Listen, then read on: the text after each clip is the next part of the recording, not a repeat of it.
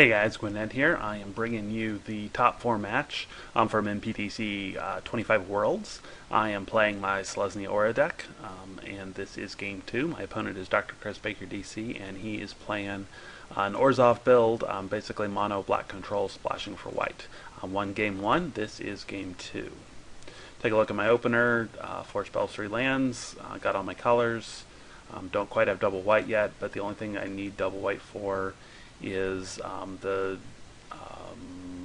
double white spell that makes your opponent sack a attacker, a blocker, Celestial Flare. So that is a perfectly fine opener. My opponent is on the play and kept his initial hand. Obviously kept mine as well. And this is one of my sideboard strategies for this deck, is play the great double recluses, or I'm sorry, the deadly recluses, double, because I have 2 of them.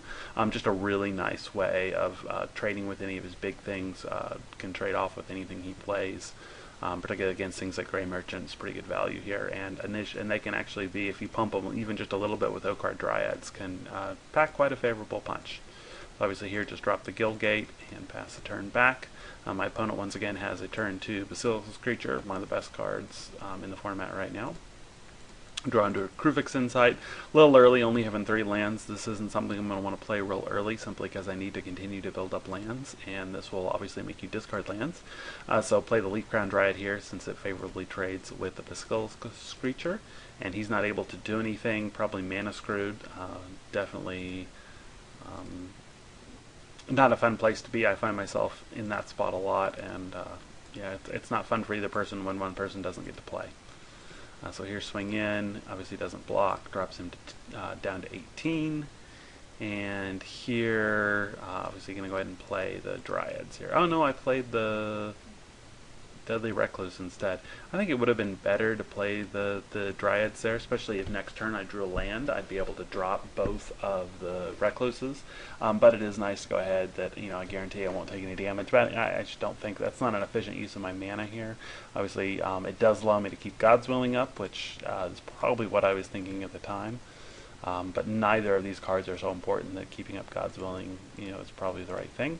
Opponent does draw into a 3rd land, and fortunately for me, actually is going to go ahead and try to remove one of my guys, so I am able to stab wound it, and not only that, but see a Auramancer lurking there, which obviously I will keep. It's pretty good value for me.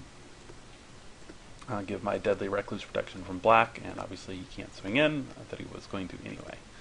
Don't have immediate use for the Auramancer here. Now I do go ahead and play the Dryad.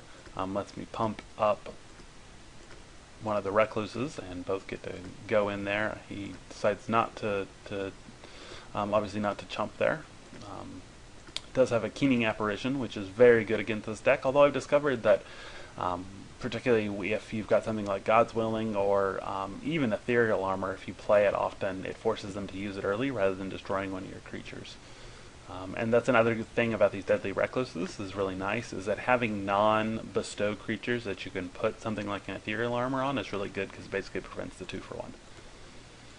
So now he will go ahead and hit with the bat. And back on my turn, I do go ahead and play the Ethereal Armor on the Deadly Recluse, and I'm hoping that that will force him to use the Keening Apparition on the Ethereal Armor and not on either of my bestow guys. So after that, with the extra boost from the O-Card Dryad, I'm able to just swing in with everything. And he goes ahead and blocks the Deadly Recluse here, which makes sense. Oh, and then but rather than sacrificing it for the Ethereal Armor, he goes ahead and kills off the O-Card Dryads instead, which I think is a testament to how powerful this card ends up being. I'm not sure in that spot that's the right play, just because the Ethereal Armor is so good. He might have wanted to take that off, but I could see that going either way. But anyway, I've already got him down to 12. Pretty good aggressive opening for me, and I'm able to follow it up with another Deadly Recluse. He continues, it looks like, to be land short. This does allow him to drop into the stab wound, but isn't really able to do anything else.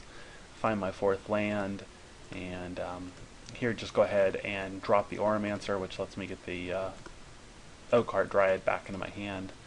And considering that he's mana screwed, definitely going to be really hard for him to catch up here. He goes ahead and trades in the Auramancer for the Leaf Crown Dryad, which is fine with me. It does reduce the power of the Deadly Recluse because of Ethereal Armor, but no big deal there. Again, continues to be mana short. Now to the point, goes ahead and stab wounds, leaving this as a 0-1, but actually all it will take is the points from the Okar Dryad to be able to continue to tap in with it.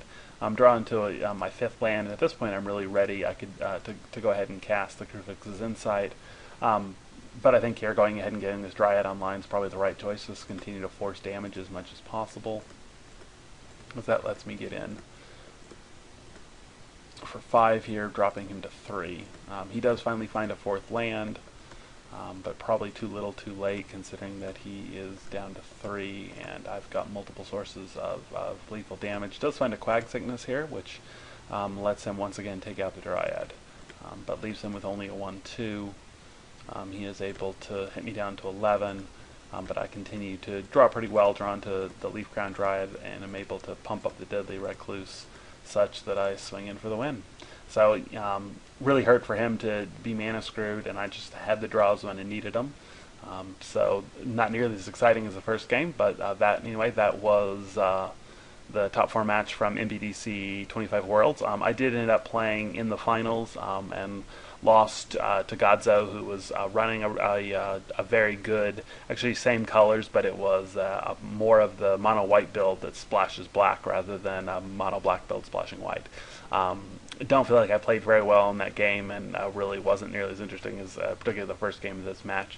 If you're interested, let me know in the comments, and maybe I would be willing to stream that as well. Like I said, it wasn't a very good game for me. It was, I guess it would be interesting to go back and just kind of look at how poorly I did and see if there's things to be learned from that game. But anyway, for now, hope you've enjoyed this look at my Selesnya Aura's deck. This was a fun deck. I'm glad I got to showcase it at Worlds, and glad it ended up placing so well in the event.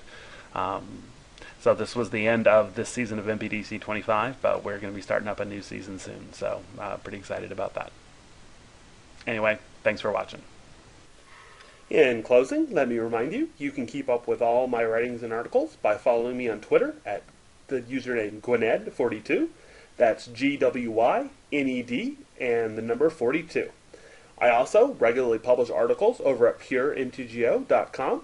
Search for me by the username gwyned on that site, or find the link in the description of this video. I also maintain a blog now at writeradept.blogspot.com, and you can also find that in the description. Finally, if you enjoyed these videos, please remember to subscribe to my channel and post any feedback or comments. Thanks for watching.